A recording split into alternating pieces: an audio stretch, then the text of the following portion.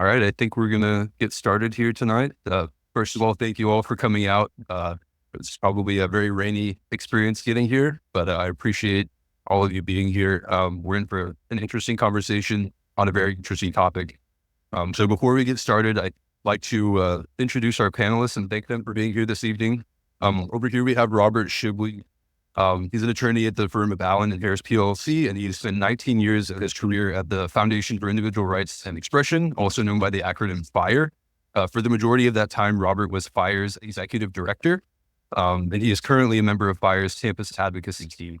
For those of you who don't know what FIRE is the nation's leading defender of fundamental rights on college campuses through programming, student and faculty outreach, public education campaigns, individual case advocacy, and policy reform efforts. I highly recommend to anyone who's interested in this topic of free speech and expression to check out FIRE's website and YouTube page. They are both excellent resources. FIRE also conducts studies of college campuses like our own University of New Hampshire, which rank colleges according to the extent to which they restrict free speech.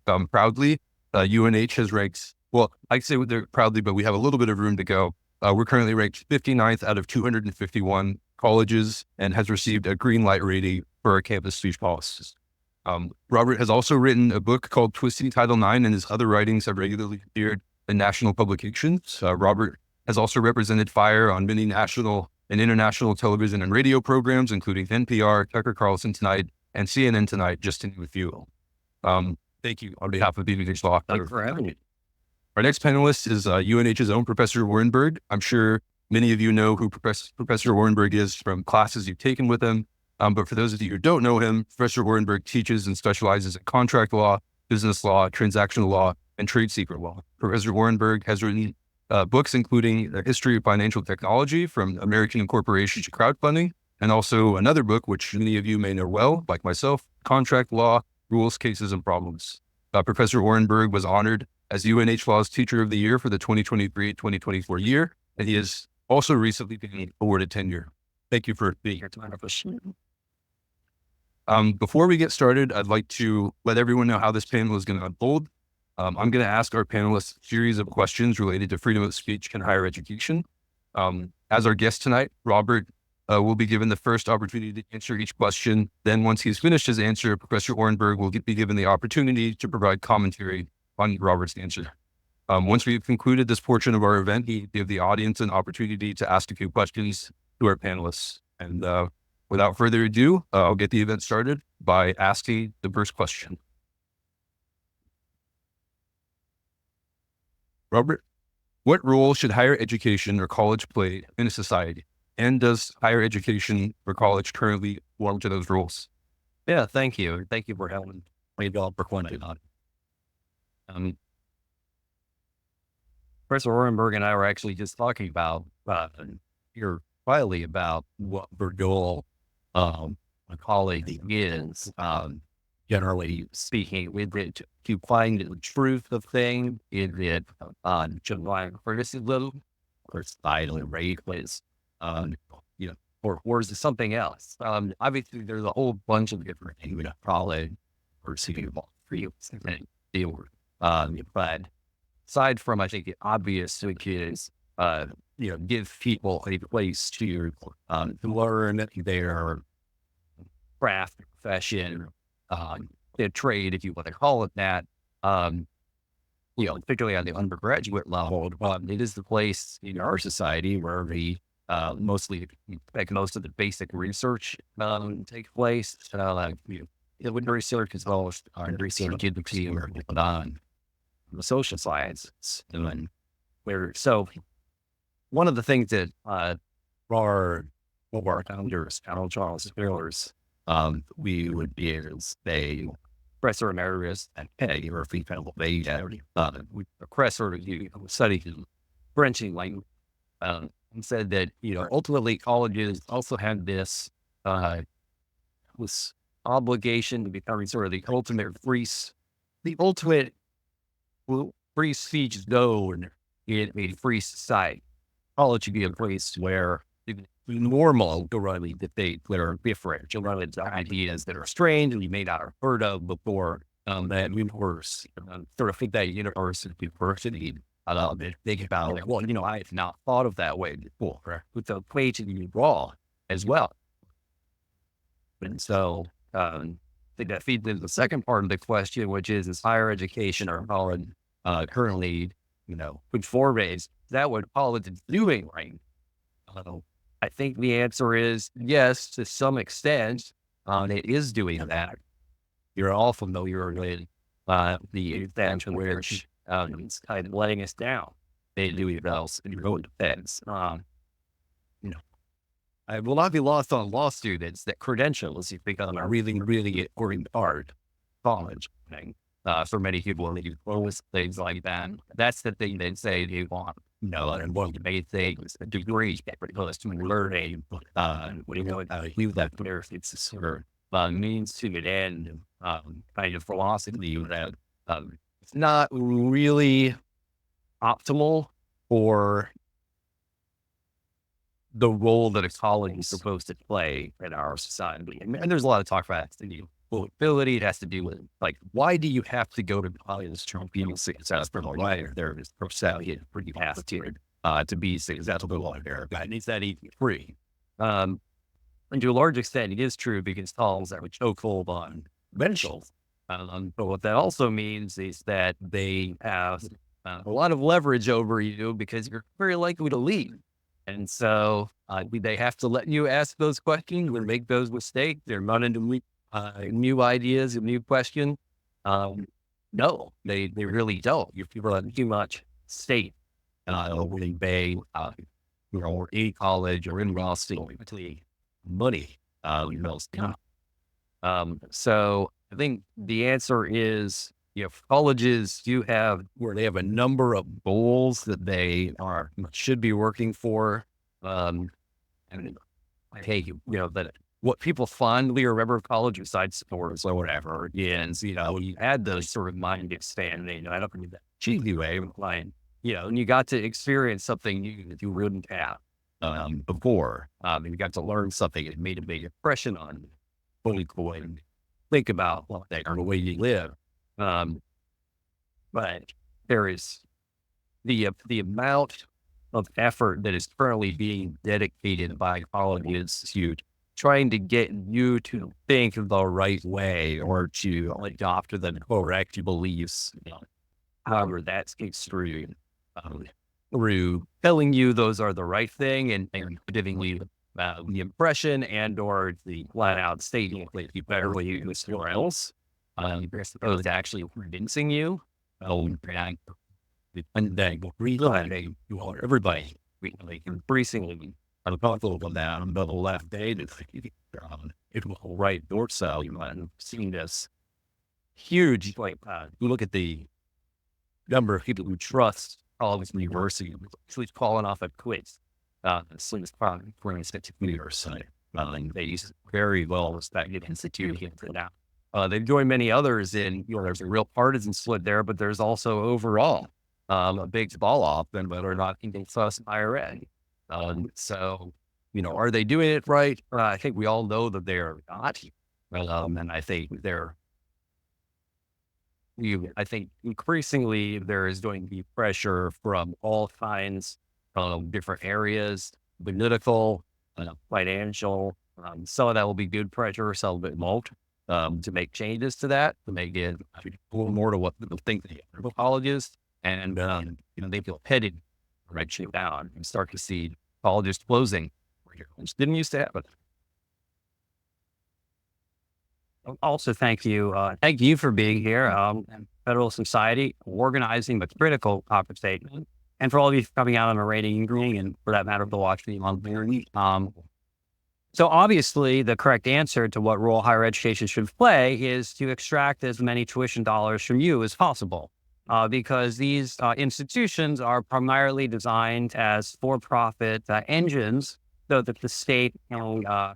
Obviously, there are a number of different roles that I'm just seeing if you are one, but there are a number of different roles that universities play, and there's a model sometimes referred to as the triple helix, which describes universities' roles as having teaching, research, and then some type of either commercialization and or civic engagement, depending on who you ask. Commercialization meaning, bringing some of this research to light and benefiting either kind and resultant, or at least locally benefiting our civic society. But, doing one thing well is hard. Doing three different things well is really hard, and it provides a lot of room for various activities. And I think, the universities are lost right now, which is why people have lost trust in them and have questioned the value of educate them. And so it's absolutely crucial we have this conversation now while it's possible to redeem with institution. And it begins with this question of law. In my opinion, those three functions are in fact important. But we can maybe ask why and why universities are in the position to do these three things: research, and some degree of commercialization, which sounds a lot like research, but maybe I'll call it civics. And civics seems to be the reason, at least for public schools, to be publicly funded. Because it turns out that I was actually kidding earlier, our job is not to extract as many dollars as possible from students, because at least theoretically, this is a state institution which is providing some public service. And so one answer to the question of what we should be doing is benefiting the public. And I think we can do that as institutions by engendering the next generation with a sense of civics and responsibility, which only come from discovery. So I tend to largely agree with the statements that were made that universities, at least public universities, have the primary responsibility in society of being civic spaces where people can develop into from basically youth who, to the most part, had a relatively rigid education up through high school, then need to bridge from that into informed citizens that become future leaders, business people, decision makers, voters. And how does that happen? And I think it happens through a process of discovery where people decide for themselves what they believe in and what they value. And universities create those spaces, or at least they have historically.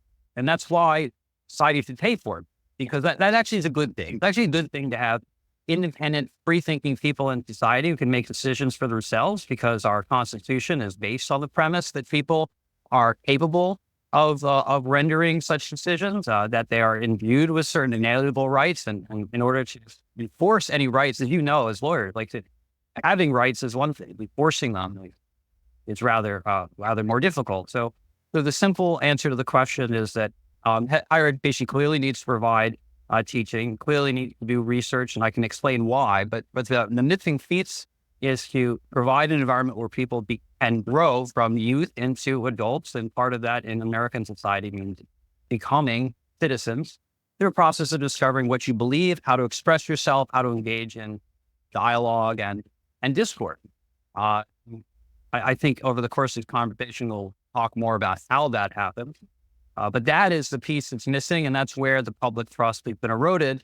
Not just public trust, but serious doubt about why we are publicly funding institutions that are only providing private benefits, whether it's the education that you get, and the degree that you have, if that's only a private benefit to you, or the research and the commercialization that flows to inventors. And why should the state pay for that? Why should we provide nonprofits that? I think the answer again is because universities, in particular public universities like this one, have an obligation to engender citizens. What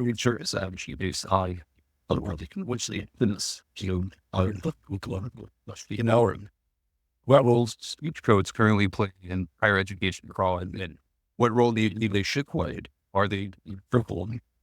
Yeah, well, it probably anybody who's familiar with FIRE's work, and if you've been, we were founded back in 1999 to defend free speech and academic freedom, the first better way, college members, campuses, public and private.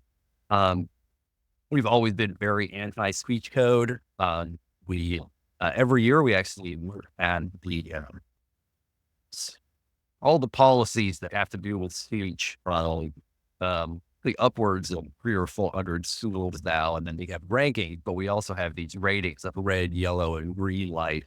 school. UNH is a green light school, which, we say means that for a public university, it doesn't have any policies on books that, as written, would allow military or singles that to violate security speech. Now, it doesn't need to go violation at those schools. It just means that we don't think it brings up when the policy allows them.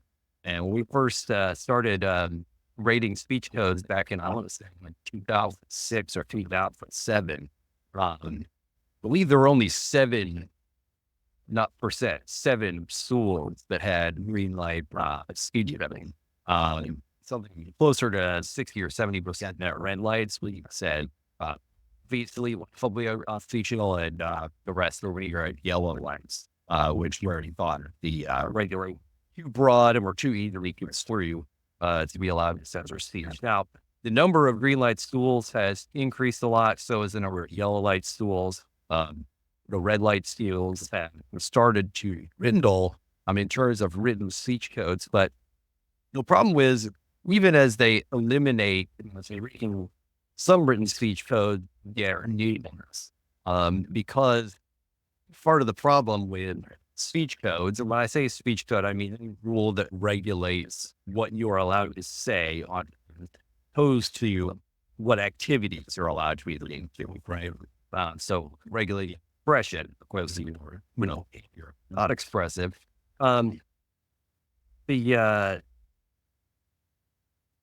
problem with having those codes, they are always very sort of transparently politically chunk, right? And so in the dawn of fire, it's sort of the dawn of political correctness. And now everybody calls it woke. Well, we had that before. We had woke with low one, and then we talked with correctness, right?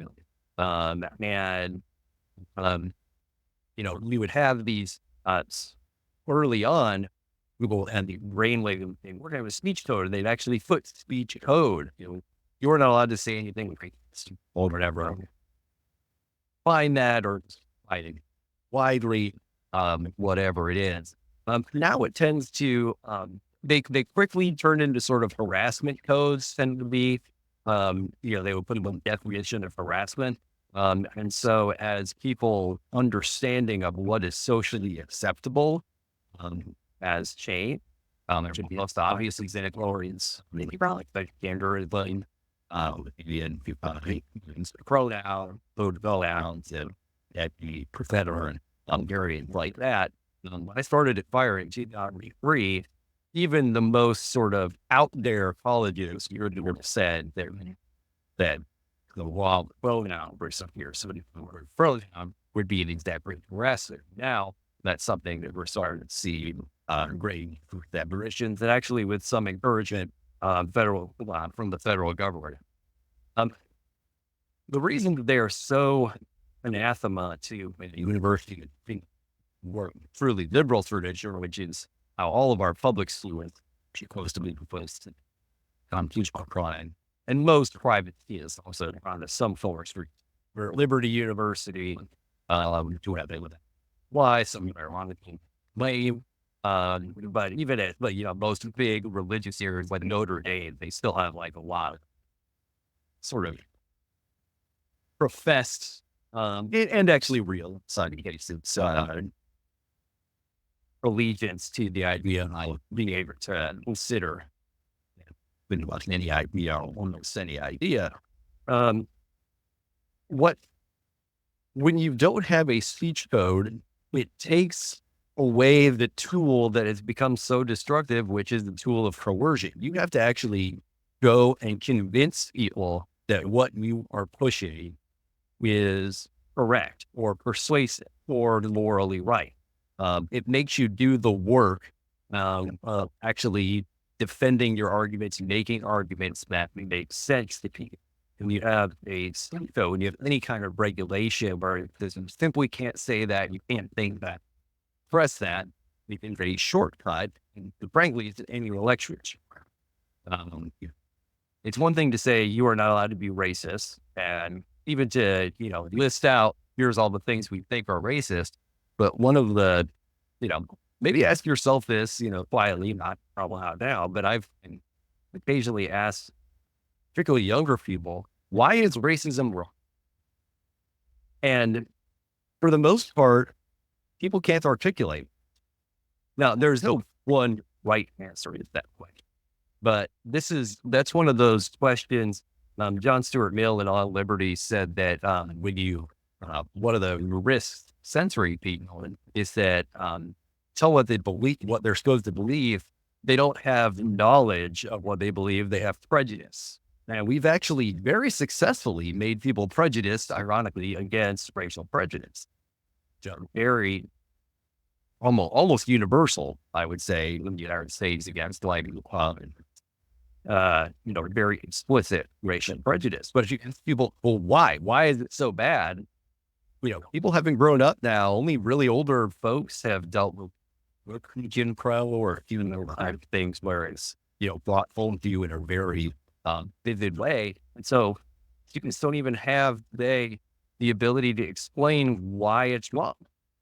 And I think that's scary. And it ends up having, you end up with brittle beliefs that are, I think, easily, sort of dislodged out of the way. And that's, the universities are in a great position to make good arguments and to make those, classes to bring people to where they will come to those kinds of moral conclusions.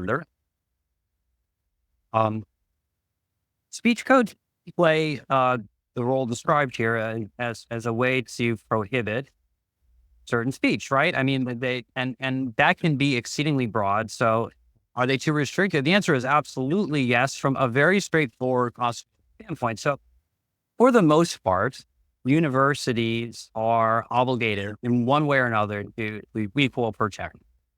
Now, this can either be because, again, we are a state school here. There are many state schools in America, whether colleges or universities, and all of them are state actors by definition, not just if it's on the state actor doctrine, which, by the way, could apply to some other institution, but clearly they're state agencies. Me and my colleagues are state employees. And as a result, though, the 14th Amendment applies to us.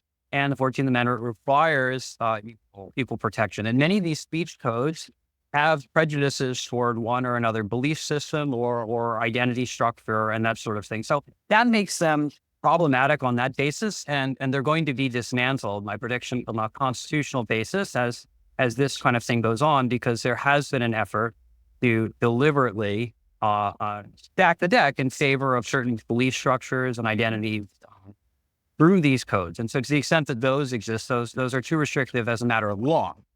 So I mean that in a very rigid sense. If you're asking the question more normatively, like what's wouldn't the speech code be? Well, I think Robert presented the case for having liberal, and by the way, I'm using it in the classical sense of liberal, like not as in like left of center, but rather in the liberal tradition, meaning freedom and the ability to have free speech and to express that. Certainly, these speech codes would inherently prohibit that. You have, I also mentioned that, just for the record, even the institutions that are not state institutions, we could also think about creatively, perhaps, if the state actor doctrine may apply in some cases. And in addition, if you take federal funding under the Civil Rights Act, you have obligations which are effectively tantamount to the 14th Amendment. And that is basically everyone but Liberty University, right? And a few others that they have made a big stand about not taking this money, so they're not beholden to that stuff. And that's just something people don't really maybe realize. So, and administrators, as well as teachers and even law faculty and students, don't always realize that these speech codes, although they're written, may in fact be unconstitutional or in violation of the Civil Rights Act and unenforceable. But they are yet powerful, because who here wants to get in trouble? Who here wants to, and so these are written in a way which can be very restrictive. And so one example is Columbia's speech code banning offensive speech. Offensive speech. But what does that mean? I'm a contracts guy. How would you define offensive speech? But that vary based on the situation. Well, not only will it vary based on the situation, but the enforcement of that code will likely vary as well. And so this is where you get into, I think, a serious problem, because if you are committed to equal treatment, which, as I just mentioned, is a legal obligation for most institutions. And then you have some concepts like offensive speech is prohibited. You clearly don't enforce that every single time. You will likely enforce it selectively. And if you do that in a way that's favorable to one side or another, these speech codes can lead to serious legal liability.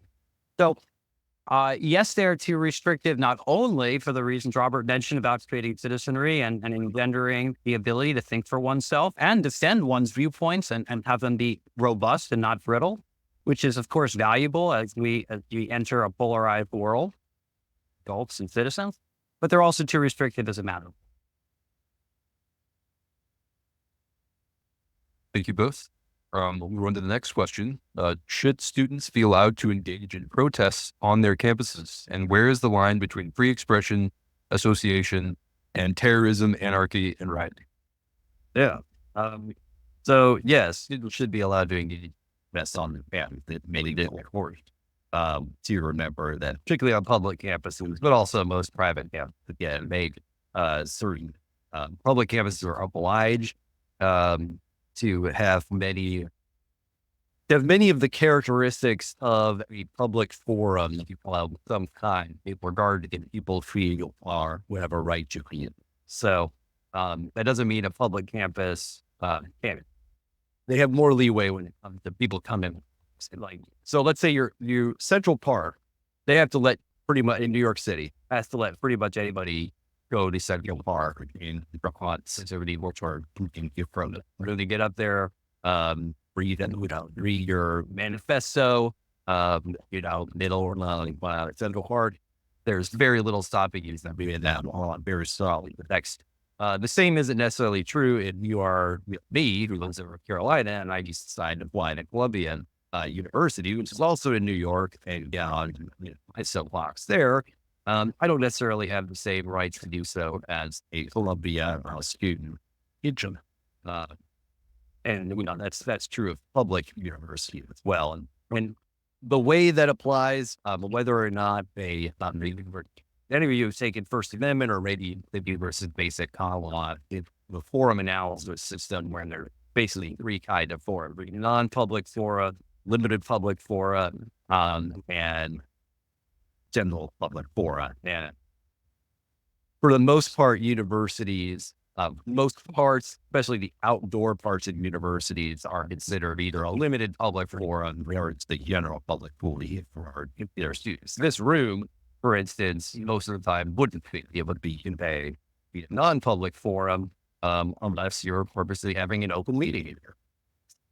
So we can get into that, or people really want to go weeds on forum analysis, but the point is there needs to be a place for people to express themselves. A lot of the ways people express themselves is through protesting. Of course, we've seen a ton of that since October 7th, join that here, where campuses really exploded in a way that I hadn't seen in my time at Clier since probably the whole time, because I started after 9/11. So Clier was founded in 1999, but it's very small region. This is probably the most widespread and contentious number of protests we've had that we've seen on any single issue or point. I think, the vast majority of our work was taking case or had to do with publicly silence almost Saturday ever. We draw the line between where the Supreme Court draws the line, which is between speech and action. And we use the Supreme Court's actually done, we think, a very good job over the years, our first set of universities of drawing lines in place that we think is fair. I think one of the ones that came up the most this year is, at what point so there are a lot of people on campus right now who can feel very scared about what's happening. There's, you're seeing protests every day. People are saying from the river to the sea, et cetera, saying bomb Gaza to the Stone Age, whatever it is, right? People get very worked up on both sides. There's people from those countries It's, people have thick thighs. It's, basically you could ask for a sort of more tense kind of situation. And there was a lot of similar foment back during the Vietnam. Um, and having to do with the worries about both Vietnam draft of Vietnam and just generally sort of the common donors, but in the battles that came from McCarthyism and the Breed base back then. And the base called Hess versus Indiana, or this from either that late 60s or assembly base, like to Oranburg. There, it was this is one that we ran into a lot. It had to do with what counts as being site. Like, at what point can you punish somebody for speech that seems like it's likely to cause, speech that the government might say is likely to cause lawless action. And in that case, there was they were out at a street protest in Indianapolis. I think it was an anti-Vietnam one. And this guy, Gregory Hess, the police are sort of, at this point, they're sweeping the street. The protest is basically over. It's been broken up. And he yells, "We'll take the fucking street later." And they arrested him for some form of disturbing the peace or incitement, etc. This ended up going to the Supreme Court, and the Supreme Court determined that it had, in order to be punished, in order for a speech to be unprotected by the First Amendment, it had to be aimed at creating imminent lawless action. So it had to be like right now or very, very soon, and it had to be likely to produce that lawless. Because he said later, if he'd said, "Let's take the fucking street," and he was there, arguably, that would be incitement, because you're saying, "Let's go commit this crime now of taking the street," whatever it was. They were throwing things around, etc. Survey your please. But since he said later, it did not follow the imminent steps. That arguably also, since they were getting rid of the protest, that arguably also wouldn't be fulfilled, be likely. But that's where we would say colleges have not just the right, the obligation to come and say, "All right, if you've actually reached this point where it looks like, you should allow a peaceful protest to go on. But if there's somebody there who is trying to make this violent and it looks like they're going to succeed," that's when colleges say, "All right, this person needs to be, we're going to detain them, get them out of there, follow them down." And one of the big problems that we saw past year was colleges, frankly, waiting far too long after far too many actual offenses had occurred before they were willing to do anything. And that's not only not fair to people who, might actually be scared because there's people wandering out with bats or, whatever it is. But for even the protesters, it's not fair because they're being allowed to violate all these rules. And then all of a sudden, somebody in the college administrations make a decision and bang, the rug gets pulled out from under them. A minute ago, taking the street was fine. And now, I'm looking at expulsion.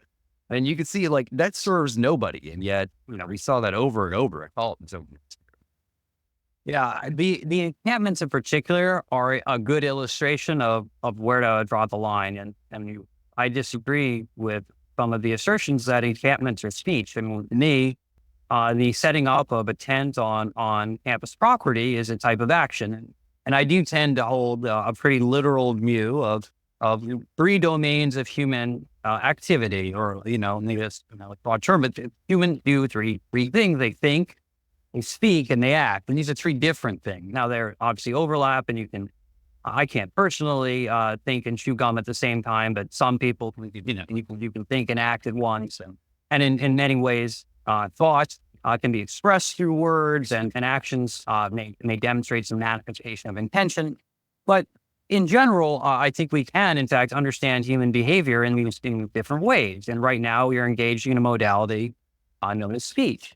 And now we can start to push that issue. Now, if I have a sign that has something written on it, that's probably still engaging on speech. If I then write that sign in spray paint on a building, it starts to feel a lot like a durable action. And I think there's not that hard to determine the difference between something ephemeral like speech, which, they say, we can't take it back. Words, they resonate in the air and then they disappear, whereas something more durable like spray paint is much more clearly in action. And for that matter, it has to do with property rights. The other thing about speech is that, of course, it can be restricted. We all know that our rights are not unlimited, and there are limitations to every one of our civil liberties and freedoms. But it's very important to kind of walk that balance. I mean, for anyone who remembers COVID, even vaguely, right, there were all kinds of discussions around the appropriate balance between freedom and order or safety. We call it order or safety, but that's a fundamental distinction. And even those who are aligned with sort of a classical liberal tradition, or even those who are maybe farther than me in a libertarian spectrum of things, tend to agree that governments have some purpose. Otherwise, you'd be anarchists. And often that purpose of government is to keep domestic peace and to have the exclusive monopoly on coercion or violence. And as a result, there is an obligation, of course, by universities, which are, as I mentioned, parts of states, to create some amount of safety for people. An obligation that this room is a safe place physically for you to be in. What has happened, which is perplexing to me, is a conflation between the idea of safe space in terms of absence of physical violence and your ability to have freedom of your corpus, of your body, to this idea of harm through words, as if those are identical concepts. And to me, this is a deconstruction of language which serves no one. So I won't, I see we're probably at time for the next question, so I won't get into my critique of postmodernism. But if we take words apart completely so they have no meaning, we aren't able to function as a society. And so these words are distinguishable, and we can distinguish words and actions. The Supreme Court has. And as a result, you can restrict speech in time, place, and manner, especially to create environments. But actions are much more easy to police, and we don't have a right to freedom of action, because my rights end where yours begin. But you don't necessarily have the right not to be offended. To be clear, that's not one of your civil liberties. Is not the freedom from offense. That isn't something guaranteed to you by the government. Thank you, both of you. So the next question is, how should universities balance their students' and professors' freedom of expression with maintaining safety and respect for opposing viewpoints, or should universities care about that at all? Yeah, I mean, this might be one where I'll talk a little bit less in Professor Oranburg is talking with more, since he is actively a professor, and I have never been a professor. Although I am coaching the mock trial team, my kids, I assume, right? So that's been interesting. How should they balance these things? This can be tough because, I mean, I think the overall guidance needs to be that we should be looking to maximize the amount of freedom for all of the parties involved with the academic interlarge. So not with some exceptions, right? Because let me get into it. So FIRE sort of has this tripartite idea of academic freedom that has to do with the students have a certain amount of academic freedom, which is a little bit weird. We're probably a little bit out there on that. But that would be, for instance, freedom.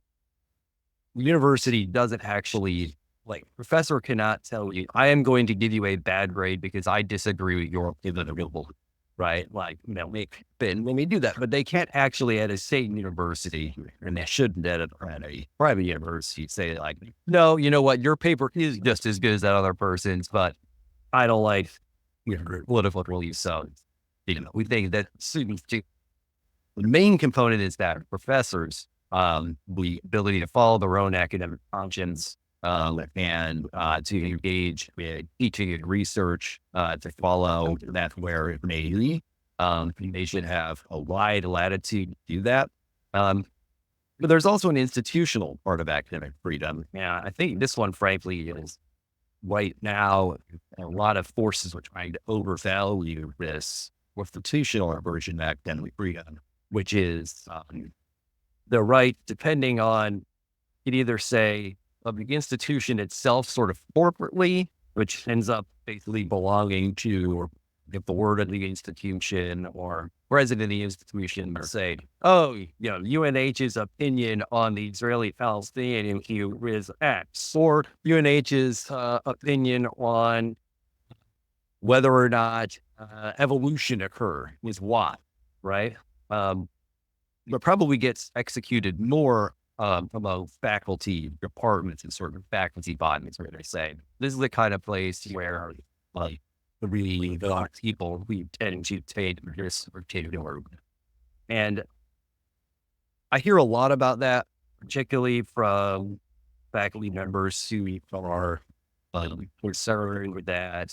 We're being pressured to allow or encourage learners to go into teaching or to be tenured, et cetera. And I think there is a valid concern about what it says, but it seems pretty clear that there already has been a wildly political assessed why and while it's right, he doesn't. So they are a good explanation of Harvard ran sorting out filter that's going on there. And so I'm more concerned. My concern, I think FIRE's concern right now is how does academic freedom, how do we allow the person who, let's say you've discovered an quark, right? Here there's only 6 quarks at this, university, and then you discover the 7th, you discover the Shibley boson or something. It turns out you're right, but everybody thinks you're an idiot, right? They think it's the equivalent of the newly made green cheese. And I'm sort of haunted and FIRE sort of institutionally haunted by, during, when Einstein was alive, there was sort of out of hostility towards him. The government of 1930s Germany, put together a number, I think it was a book called 100 Physicists Against Einstein. And Einstein's response was, well, if I was wrong, they would only need 1.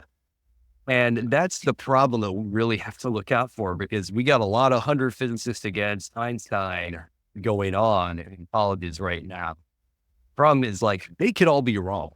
And there needs to be some real modesty about how hard you want to hit that button of disciplining somebody because they've come to your complete training. The easy answer, by the way, to the question is what universities should do is shut up. As institutions, they shouldn't speak on issues of the day so that others have room to speak. That's the very straightforward and an obvious answer. It turns out it's hard to do because there's a lot of pressure to speak that comes from different directions. We can talk about that if it's interesting, but it may be obvious that one pressure is at tuition-driven institutions. We want to speak in a way that attracts students. At donation-driven institutions, we want to speak in a way that attracts alumni donors. And at a state-funded institution, we want to attract lawmakers. And those are different constituents that all may want you to say different things. But that's all an exercise in politics, which frankly, once again, state actors couldn't do. And universities, by doing, take up all the air in the room for what I hope is one of our core purposes, right? Teaching, research, and developing a citizenry, right? Developing adults who are not just credentialed to do some job, but could function in society. And that is why your tax dollars are at work here, and why that this is a institution that is meritorious, fund at that level. So universities need to be silent much more often and create room for healthy disagreements. That's the first thing that they should do. It's sort of a statement, in the negative. And that alone enhances both students and professors' rights to speak. The professor's case is a little easier because tenets of academic freedom are very well established. And, the student part, as Robert mentioned, different organizations take different views around that. I certainly have my own, but what I would consider appropriate for my pedagogical goal in my classroom, which is a pretty open space for discourse. In my own syllabus, I have a whole section on how and that I want you to disagree and to challenge me in a respectful way. I want to cultivate that environment, but there are other places that isn't so useful. And so I'm not saying that challenging your physics professor when you are, maybe your freshman year, unless you're, maybe that isn't the time to present your 7th boson or what have you. So setting students aside, and university aside, those are maybe easier cases. We can deal with the issue of faculty. And look, if you have met faculty, you know that they don't represent America, right? I mean, if you just look at faculty, it doesn't look like America. It doesn't look like America in terms of any of the characteristics you might think of, whether that's age, race, or political viewpoint. None of this is contentious. And so it must have come from some. I think it's whether or not where it came from, I suppose, is besides the point. But it's clearly the case that this is going to create some feedback loops where you have beliefs and within faculties around how much speech there should be and what speech is acceptable. And I think I'm an outlier here, and maybe this is to put cards on the table coming from two Jewish perspectives that I hold. One is there is an Talmudic principle known as argument for the sake of heaven. Right? This is the idea that God loves debate. God created us with the agency to speak and to disagree so that we would do so. It wasn't by accident. This is a deliberate part of our integral being. So it's one of our highest order functions.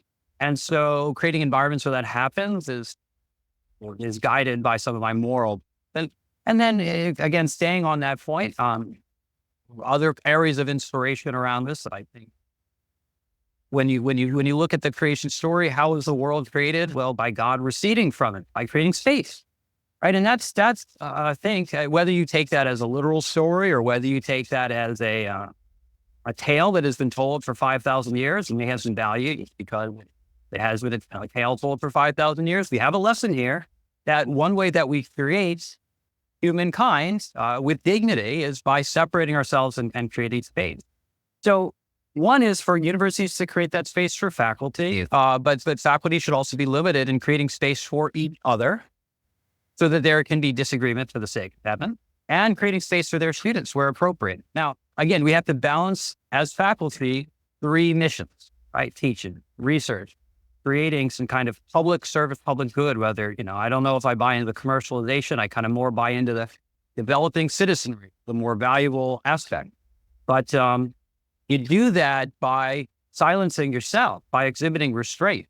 And so the answer, I think, is actually quite simple. What universities need is, in general, more restraint at various levels. And as a result, we would have more freedom of operations at lower levels, because the whole point is that the more junior you are, the more freedom you should feel so that the more you can grow. Those to me seem like straightforward principles. And instead, what we tend to see, a very top-down system where the very senior people who get to make major decisions are deciding what speech is acceptable, what modalities are acceptable, what is not. And that is the inversion that is leading to the breach of public trust and loss of faith in institutions and the questioning of what is the point of it. Because I can go on online and learn to code. I don't need to go to University of New Hampshire so that I can learn to code and get a job in AI. The why come here? And we need to answer that question. And the answer, again, is universities should restrain themselves. And the highest levels and the true meaning of leadership and power is the ability to exercise restraint and create space for others. And that's what should be doing. So this next question is asking about something that has been very popular in the past, but is slowly becoming less popular now, especially among the conservative sense. So do diversity, equity, and inclusion programs chill speech on campuses? How should we feel about compelled speech along those scenarios? Yes and bad.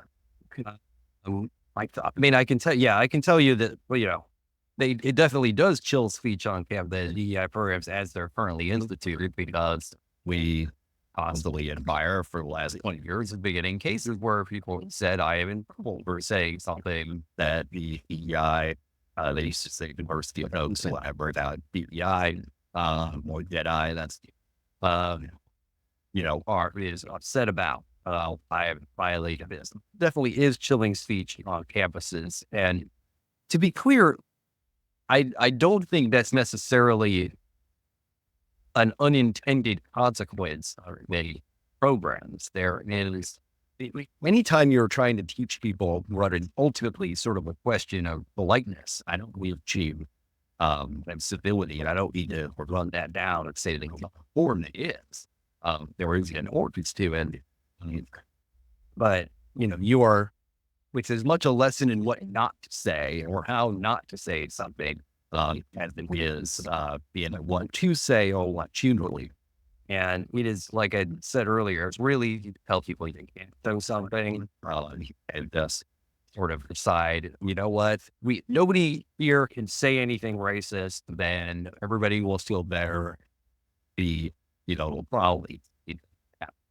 And I think the absolute sort of failure of the DEI programs writ large, I'm sure there are some good ones, but as currently constituted, has been seeing what's happened since October 7th. There is one thing that the DEI apparatus, different universities should have done, a message they should have failed to communicate. It's that, you know what, we live in a society where in order to live around, interact with people with whom you profoundly disagree, people different ethnicity, different religion, etc. And then October 7th happened and everybody immediately went in and were in comments, right? Not every, I understand, but I mean, the sort of really, frankly, creepily ethnic and religious belligerence that we've seen over the last year. You would think that job one of the DEI efforts would be have people be able, instead of telling everybody that your ancestors, your current, people are bad, etc., you deserve to all be eliminated from, this or that part of the land. You'd think that would be like job one of that not happening, but apparently it didn't happen, right? If anything, it does seem very obviously worse now than it was 20 years ago. And I might sound like I'm waving my cane, but like, well, I was around for the second Intifada or something while I was in college, and it just wasn't right. So something has gone terribly wrong. And so it is not just chilling people, it's also failing to do what we are supposed to do. And so the way we should feel about compelled speech along that line is that compelling speech, compelling silence and compelling speech has obviously been a total failure. Again, it goes back to everybody has been snacking one catch after another saying, oh, you can't say this, you can't say that. It's going to offend somebody. It's going to do this. And instead of persuading people, we've told people that you might be thinking something, but instead of confronting your own biases, instead of confronting your own beliefs, we're just going to tell you to go take it to the internet or whatever it is, and that it obviously no. Well, I'll start with that point. I mean, telling people to simply not talk about the way they feel doesn't cause them not to feel that way.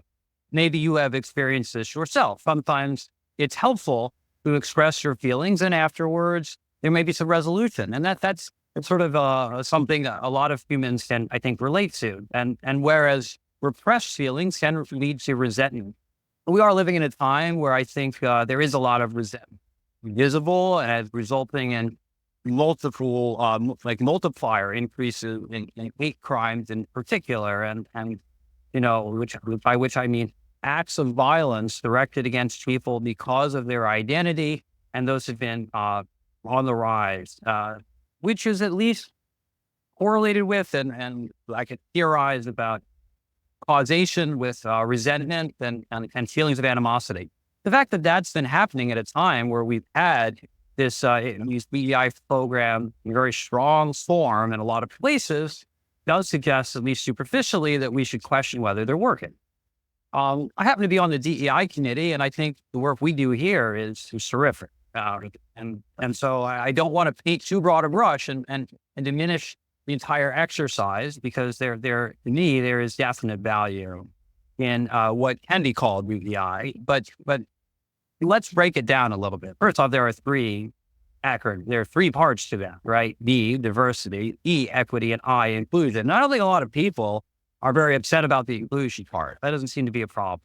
Although there are some who would rather some people not be in a given room or not share a given space with someone who has a belief or an identity that is not generally dominating the conversation. How about diversity? Well, I mean, I guess it depends by what means, which brings us to the E, equity. And, again, going back to being a contract lawyer, I teach one thing in my class. The same word in a document has the same meaning. And by definition, a different word has a different meaning.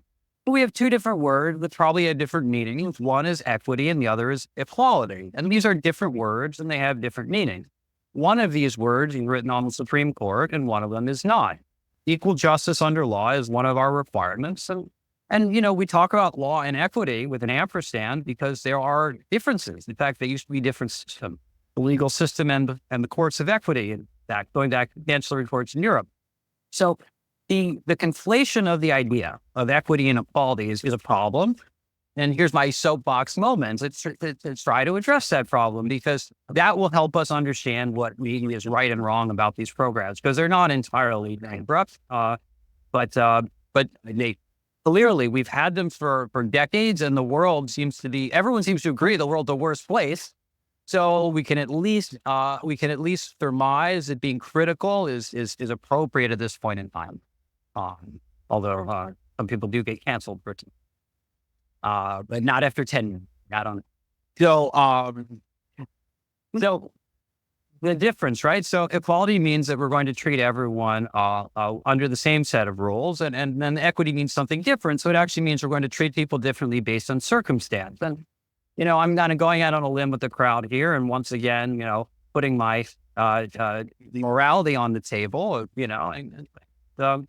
there's a concept of sort of divine knowledge. Not just a Jewish concept, but this is a concept in philosophy. And frankly, we don't have it. We don't have perfect knowledge of what's happening in each of your minds and intentions. We don't know, and we can't know your abilities and your abilities and your abilities. And so as a result, if we do attempt to give everyone a different approach because of what we assign to be your limitations or benefits, this is going to have errors. So we talk about this as error costs in economics. They'd be a little cold about it, right?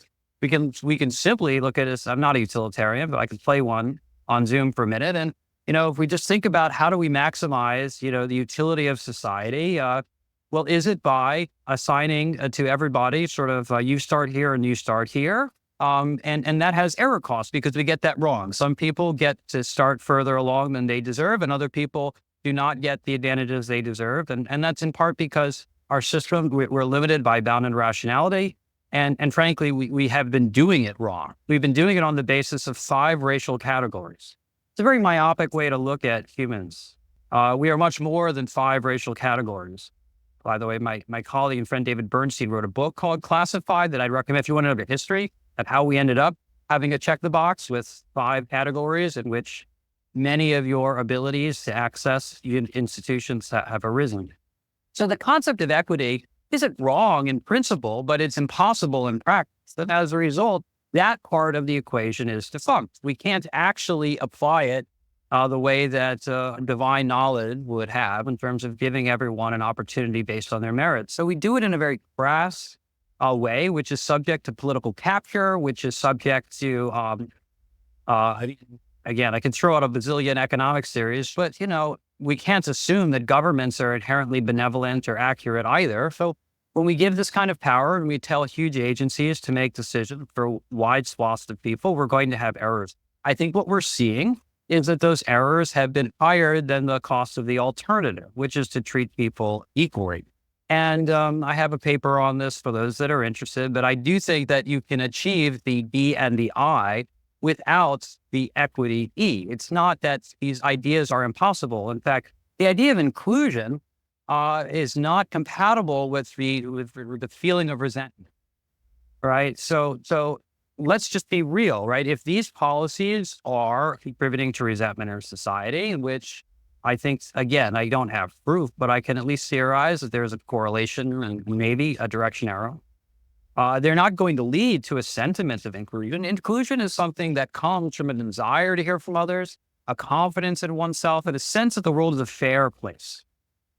Now, I understand that this is a minority viewpoint in institutions of this time. And, I'm out of time. I'll take questions on this later. I can tell you it's wildly not a minority viewpoint among average people. But I mean, it definitely is, but the amount of time I have spent over my time at Fire trying to explain to average people outside of academia why academics act the way they do in these areas is like I just get these looks like, and everybody taking lead of their senses, and yet there seems to be very little. There's increasingly recognition, but for many years, very little recognition of how out of sync it's gone with this sort of American ideal, which is still out there. They're like, we're all American, we're all in this together, kind of thing that people want, even if that's not how everybody acts all the time. That's kind of how they want people to act. All right. So this will be the last question that I ask, and then we'll open it up to the audience for any questions they might have. So why should or shouldn't universities promote inoffensive and socially acceptable speech? And are there broader societal consequences to such goals? Thank you for asking. I'm glad we got to this because it sort of answers something I was thinking about saying earlier, but something that you said, Professor, about what's the God loves debate or heavenly debate? Debate for the sake of heaven. Debate for the sake of heaven. Argument, really. Yeah. I sort of understand through the lens, again, of John Stuart Mill, who, utilitarianism, it's got its pluses, but if you haven't read On Liberty by John Stuart Mill, it's a very clear-eyed, very readable philosophical tract. It's not that long, and all you really have to read is chapter 2, at least in my opinion. But Mill makes the point that it's lost so often on people, and it's just what I sort of want to leave you all with, which is that, and Frederick Douglass said the same thing. I think it was plea for free speech in Boston. And in two different ways, they said the same thing, which is that even if you are correct in telling somebody that they can't say something that's wrong, you are still robbing the human race, either, and this is Mill's, the way Mill put it, either of the ability to better be able to figure out why they are correct, to distinguish truth from error. So you're either robbing them of that, or if the person who you're saying is in error is partially right, you are robbing everybody of the ability to learn from that and therefore get even closer to the truth, right? And so, like, when you promote just inoffensive, socially acceptable speech, whatever that is, when you're promoting the conventional wisdom all the time, and that's just, there is a huge sort of opinion corridor. That's what they actually say. They actually call it in Scandinavia, this opinion corridor outside which you're not really socially allowed to go. And we have one here in the United States as well. Even if somebody's 99% wrong, they're 1% right. And why would is it really worth silencing them? And there may be places I think people can, agree and disagree on where, what influence there might be, but particularly when it comes to matters of like political argumentation or scientific argumentation, it is really hard. I think people do not put anywhere near enough weight on the idea that, like, gee, maybe I could be wrong about this. Like, let's be sure of that instead of just thinking of everything as I'm definitely right. These other guys are definitely crazy. I'll give you an example. I am pretty conservative. I'm interested in what RFK Jr. is saying about stuff. I suspect he has a lot of crazy beliefs. I suspect he may also be right on some. It's like, I don't know about like Red 40 or whatever. Like, I'm open to that. But throwing him out because, throwing those voices out because they're wrong on one thing. Vegans would be another good example. I was listening to a comedy thing recently, but what this guy was saying, everybody hates vegans. They're the least popular, but, some of their stuff isn't entirely crazy. We boil lobsters alive because it tastes like 1% better. Like, maybe they're right and we shouldn't do that, right? But he's not wrong. Like, I can tell you, like, at Fire, PETA is probably the most unpopular group that we deal with. Like, people really hate PETA. So, let's look, we have an open society for a reason. Let's take advantage of it, learn from it. It's hard to disagree with learning from an open society. So why, going back to the question, what's the problem with the university program inoffensive / sociopath? Who decides? Who is this magical arbiter who decides what is socially offensive and what is socially, I mean, who exactly is the decision maker that we are giving up this power to, right? So just remember, like, universities are not going to do anything without people. And people look like you and me. They make mistakes. They get leafy. They have biases, right? We know all this. And so who decides? Like, who's going to make the decision of this is permitted, this is prohibited speech? And so that should trouble you by itself, especially given the lack of mapping between what society looks like and what universities look like. So if universities get to decide what is socially acceptable for all of society, and what is inoffensive for all of society, and train people on that, and they only look like 1% of society, right? Then that's a kind of tyranny of the minority that troubles me, probably troubles people that come to Federalist Society. Doesn't trouble everybody. Some people believe that tyranny of the minority would actually be great because we have a lot of concerns about majority rule and have, look, we surfaced this earlier. People do believe that speech can harm. It can harm deeply, and that offending someone can cause lifetime trauma that is irrecoverable. And there are theories around this, and I obviously am skeptical of them, but I acknowledge that is a valid viewpoint. But the problem is, it's a viewpoint that if allowed to trickle down into policy, can't even have that conversation, right? By definition. And that does make us poorer. And again, going back, to a key theme, when we ask any question about should, we might ask a more fundamental question, which is what are we talking about? And so if we're asking the question, should university blah or should they blah? Well, at least first principles approach is, well, what is a university? What is it for? And I'll reiterate my core theme, which is universities are for teaching, research, and creating the next generation of citizens. Why they're worth our tax dollars and our nonprofit status. So they don't just provide a private benefit, which is the credential that you receive. We can get that from a for-profit institution. Private benefits too. There's no real reason to pay for it unless some other policy.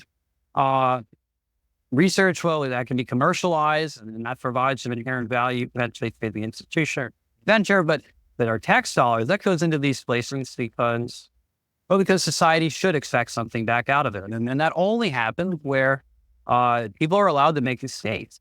I think learning happens from mistakes. I've certainly learned more from my failures than through my successes, and certainly learned more from my failures than from reading about them in a book. One of the failures you might have in the course of your education is saying something offensive.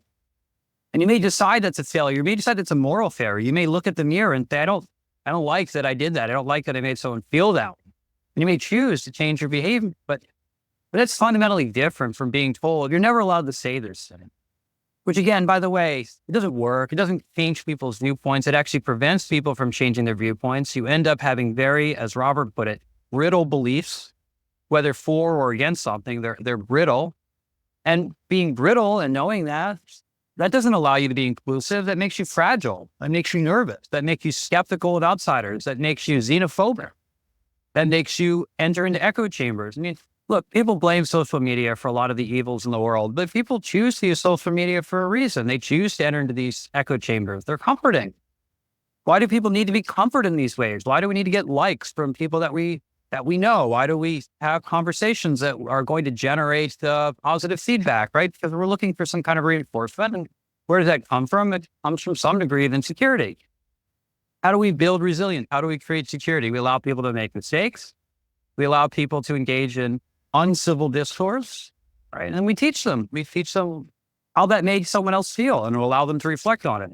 But if the idea is like, look, you said something wrong and you are out of here, you are banned, or worse, you're told you have to say something, right? You're a parent or you're a shadow.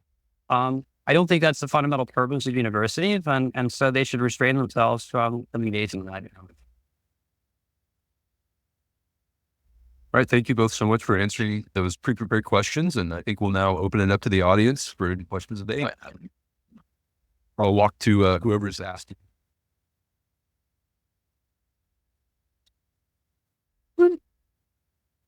Hello to the panelists. My name is Ken. I want to all here.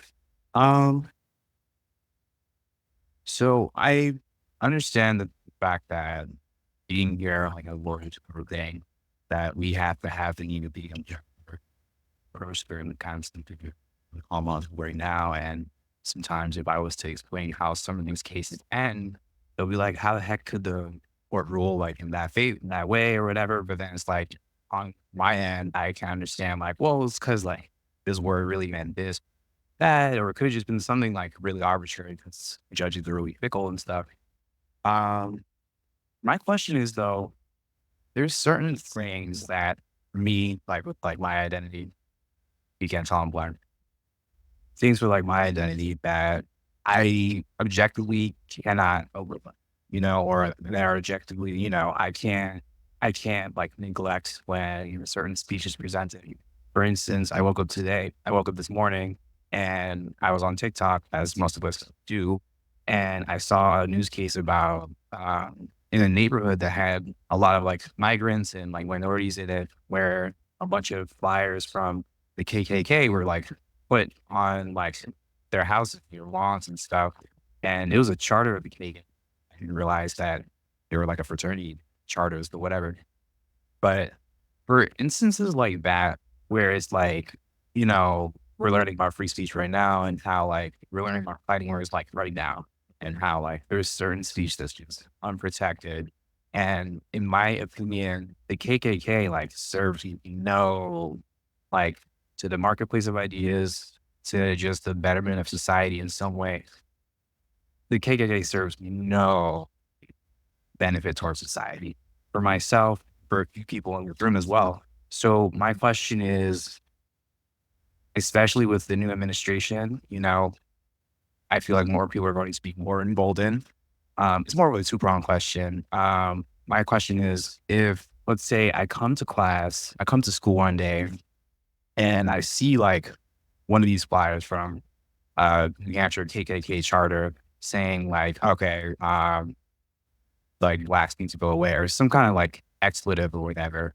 And for me, like for somebody, a black person on the outside who wants to come to New Hampshire to get an education, hearing something like that will effectively prevent someone like myself coming to this school in the first place. And then there's just another voice like myself with my own intersectionalities being omitted from the conversation in general. So my question for you guys is, my first question is, how do you reconcile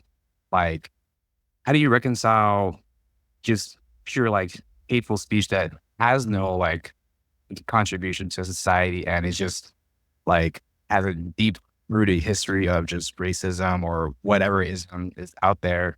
How do you reconcile that and like look at a speech code, which may be overbroad, but I'll give you that. Maybe like some of these speech codes are a bit overbroad, but how do you reconcile when a speech code that says you can't be racist and then there's a KKK flyer saying that I shouldn't be here or one of my colleagues shouldn't be here?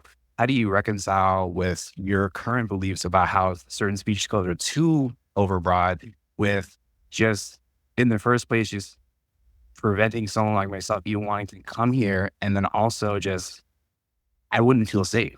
You know what I mean? How do you reconcile like those two beliefs? And I mean, I first off, I just want to appreciate that you bring yourself in the conversation, right? And like, I want to disagree with you for your sake. You don't have to be objective here, right? I don't think that the goal of law school, and I hope I haven't inculcated that. If I have, I want to take a moment. Like your job is not to always be totally objective and bringing yourself and your identity into conversations with value.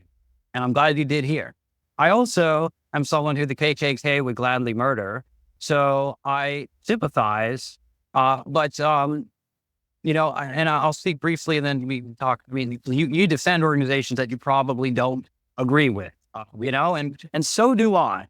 And you're asking, I think, a really deep question, which was, why should I protect speech which I find hateful and even causes risk to me and I can't see any value in? My only answer to that is, again, going back to the who decides, and there are some cases which are perhaps so extreme where we are getting into imminent threat, right? I mean, and that kind of thing.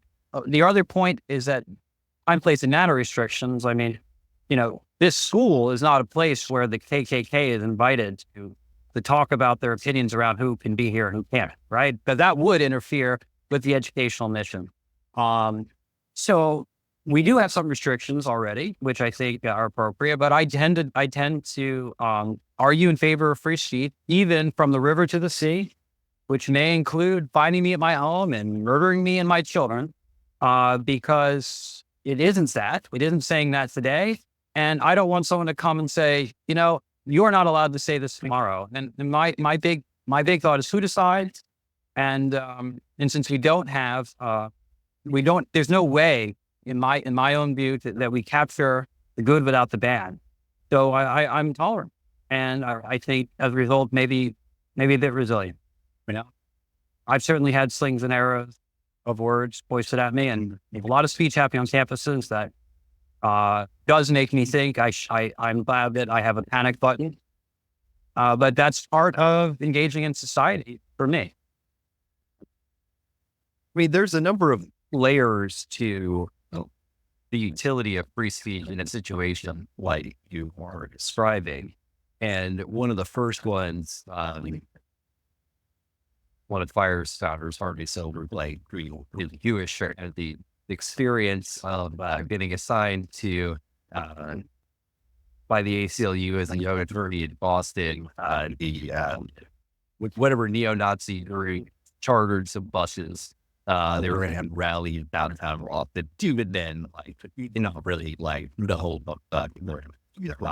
plan or anything. But Boston police decided they got off the bus, and the Boston police immediately arrested them.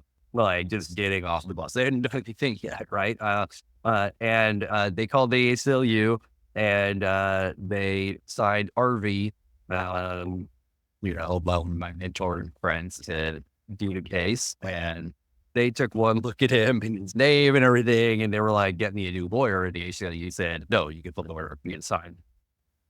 And so he represented these Massachusetts Nazis, and they refused to say anything to him. Because they were going to speak him a few years ago. So but hadn't done anything. Successfully represented them.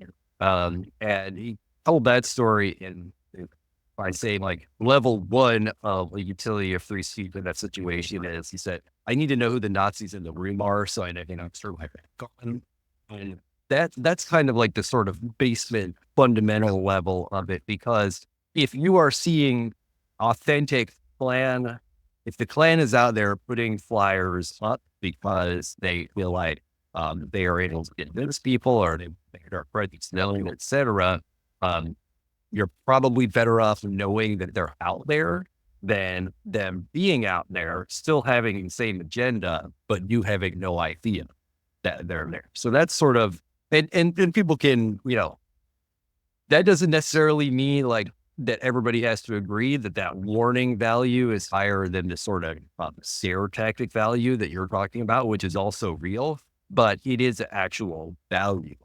Another one is that it is engaging in sort of another level up, the second level, like marketplace of ideas situation, where certainly I have never encountered a campus in all my time fire where that would actually have been a successful tactic in terms of encouraging people to join the Klan or jobs, the ritual, the white supremacy, or whatever it is we're doing that. And if anything, it's likely to have a backlash effect, because the galvanizing effect, opposition like that can be galvanizing and clarify, like, if this is really what people are for. It's why is it that they are here at UNH? There's something about here that makes it think that this is like a fertile place, or are they just trying to scare people? Like, what behind this? And what can we do as, not necessarily as an institution, where we have a police on it, but like, what can we do to sort of oppose that. And then I think the sort of the third level is this John Stuart Mill level of was it, forget who it was. He used to say, that he thought every, university should have, at least one Marxist professor on. He was a very anti-communist guy, but because we wanted to know, we wanted that guy out there to make those arguments and to understand that. I think, so on that third level, it gives you let's say that they are whoever put that poster up here. There is a guy named Daryl Davis.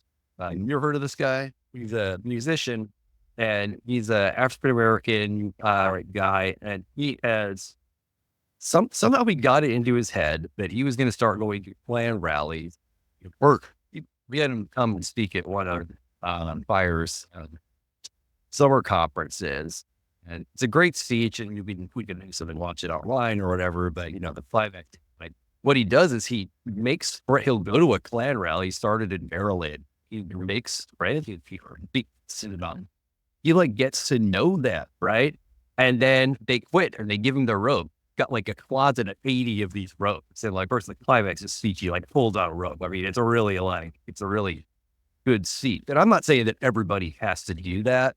But I think it is admirable. But allowing people who are he got the Grand Wizard of the Maryland Klan, he was inviting him over for Thanksgiving and stuff while he was still in the Klan and stuff, right? I mean, wild stuff, but eventually the guy quit, right?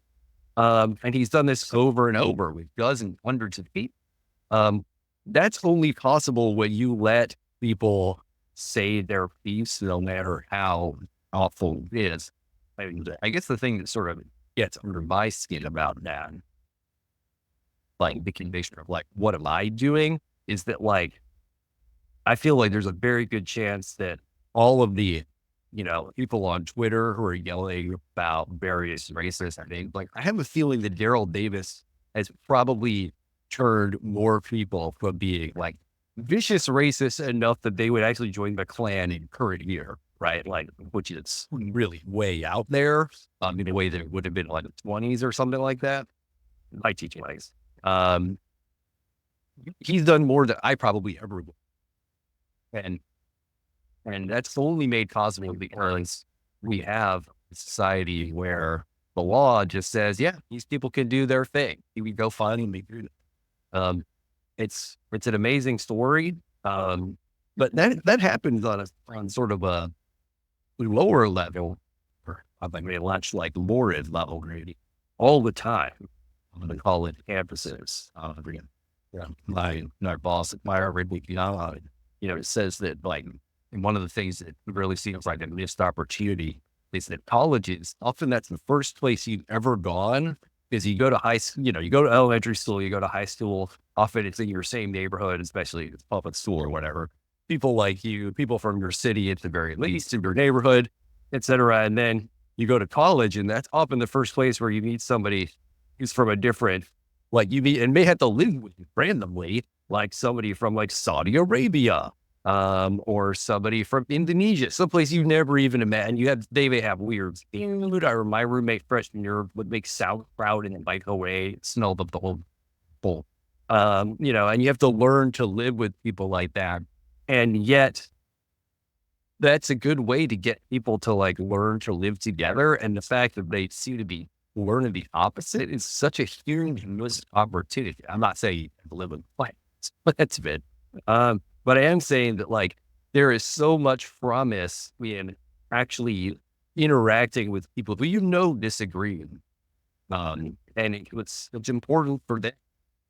It's important for you too, but it is hard. I'm not saying it's costly. This is the exact kind of reason that Ben Franklin famously said, but look, if we can keep it, because it's freaking hard, right? It's easy. It's much easier to organize a society and have a dictator or a king tell you, here's the arrangement, right? Women can't hot, but whatever it is, we're just not doing it. We have a hard, and it is hard, and it means harder on people who are members of minority groups, for sure. All right, thank you guys again. I think we have time for one more question.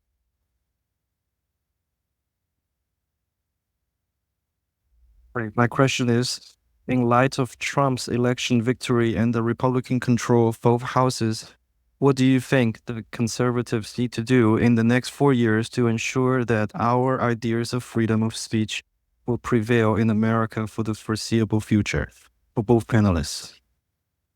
Can I answer that without conservatives? I mean, because I think I like to believe that I'm not a conservative. I just, again, play one when I come to the Federalist Society meetings.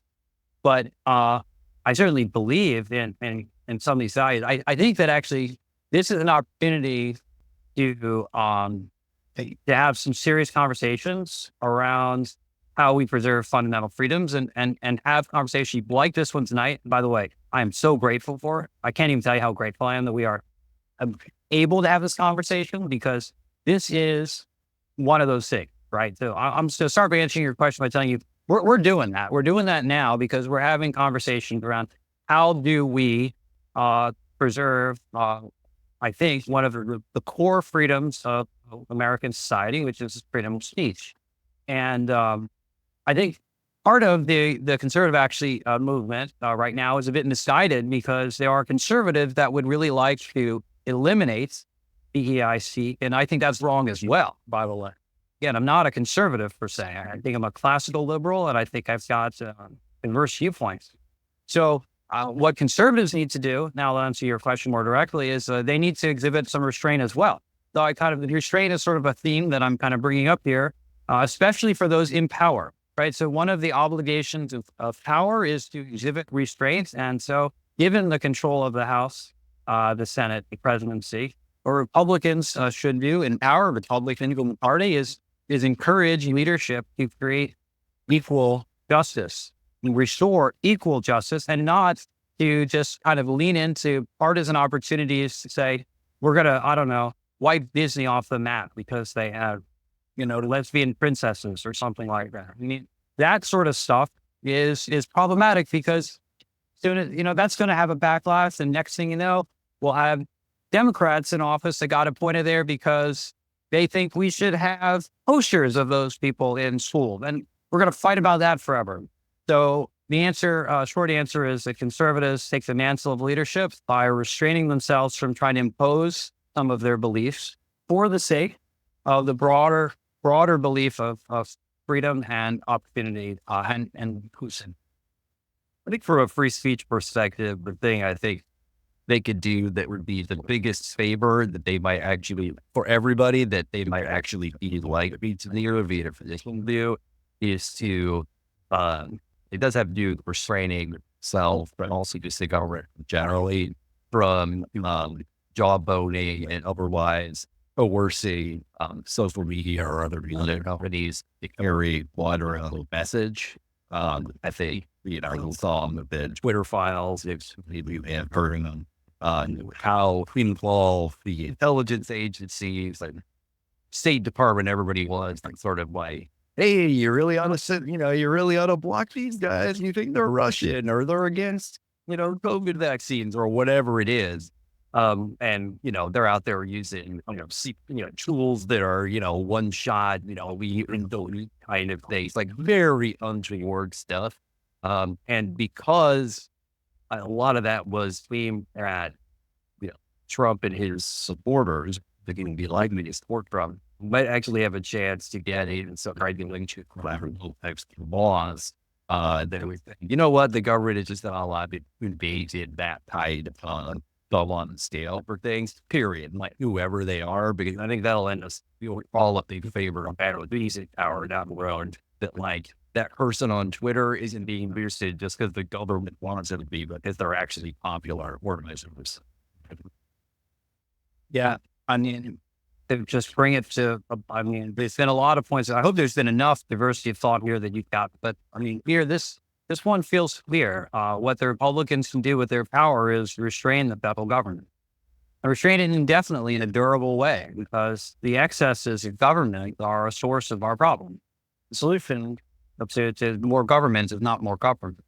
So now the Republicans have power, then go ahead and follow through on that, which means Republicans will also have to, the Republicans will have to tolerate some things that they don't like very much either. Yeah, they will have to not do the same thing, but like this time we're going to get the other guy. And that's going to be so hard. I mean, they may be in a position to do it now. I mean, that's like, I'm hoping, but it's so hard for the other guy to put down a two that's already picked up. I'm right.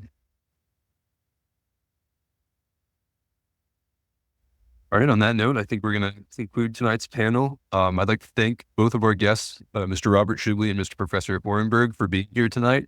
And thank you all for coming out here on this rainy evening. And Parents. Thought we've been making another. great. Hi, I'm Bobby O'Donnell, and I'm here representing the state chapter.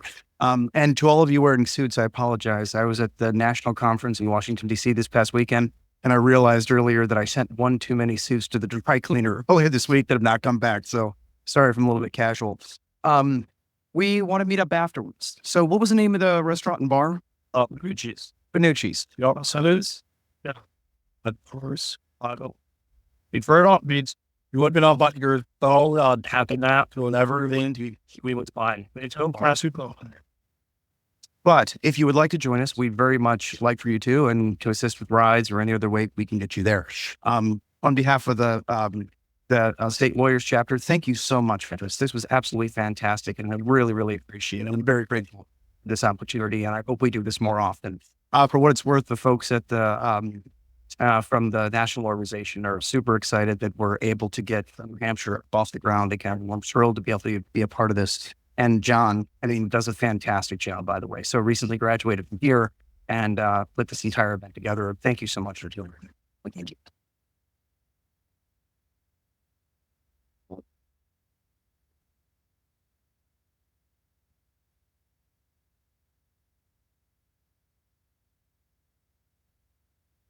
It's the one.